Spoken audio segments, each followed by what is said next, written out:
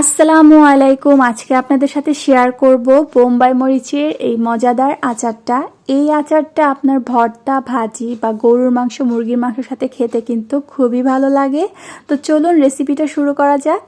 এখানে আমি আমার পরিমাণ অনুযায়ী কয়েকটা বোম্বাই মরিচ নিয়ে নিয়েছি। এখন মরিচগুলোকে ভালো মতো পরিষ্কার করে ধুয়ে একটা টিস্যু পেপারের সাহায্যে ভালো মতো মুছে নিয়েছি, কারণ মরিচের গায়ে কোনো প্রকার পানি লেগে থাকা চলবে না। তো এরপর আমি এগুলোকে ভালো মতো টুকরা টুকরাও করে নিয়েছি।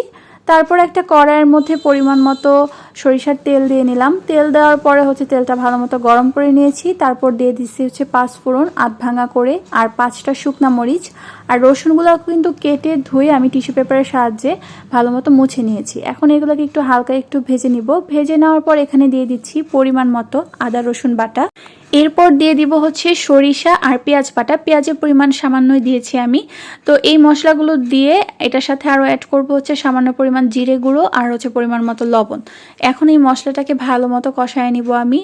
আর এই মশলাটার মধ্যে যে কাঁচা কাঁচা ভাবটা সেটাও রাখা যাবে না, এবং এটার মধ্যে যে পানির ভাবটা সেটাও সম্পূর্ণভাবে শুকিয়ে নিতে হবে। তো তারপর আমি তেঁতুলটা অ্যাড করব।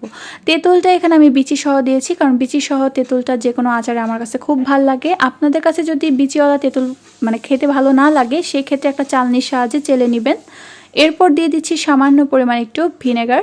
তো ভিনেগারটা দেওয়ার পর এটাকে এখন ভালো মতো মিক্সড করে নিয়ে তারপর দিয়ে দিব কেটে রাখা বোম্বাই মরিচগুলো। তো এই বোম্বাই মরিচগুলো দেওয়ার পর আমি এখানে সামান্য পরিমাণ একটু চিনি অ্যাড করব, যেহেতু এটা টক আর ঝাল এই দুটাকে একটু ব্যালেন্স করার জন্য সামান্য পরিমাণ একটু চিনি দিয়ে দিলাম। দিয়ে দেওয়ার পর নামানোর আগে আমি আবার একটু পাঁচফোড়নের গুঁড়া দিয়ে দিয়েছি। তো এই তো আমার বোম্বাই মরিচের আচারটা কিন্তু হয়ে গেছে।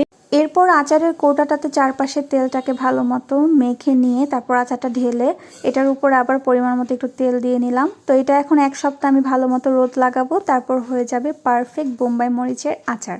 তো আপনাদের কাছে এই আচারের রেসিপিটা কেমন লাগলো অবশ্যই জানাবেন।